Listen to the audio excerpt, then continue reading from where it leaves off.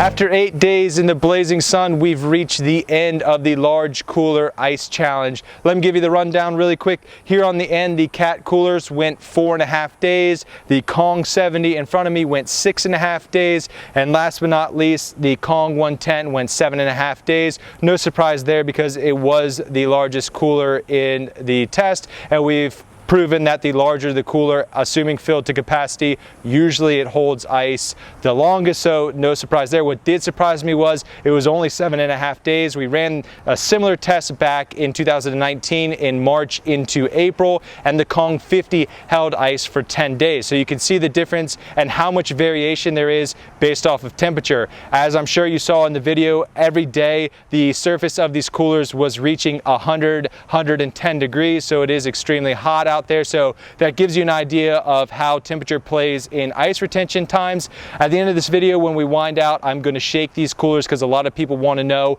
are they leak proof? So as we wind down, I'll do that. So you'll see that as we wrap up. I'm going to have a full write-up of this on CoolersOnSale.com. Thanks for watching, guys. Subscribe, give us a thumbs up. It's what helps us to keep going, and we'll be back next time for more video reviews.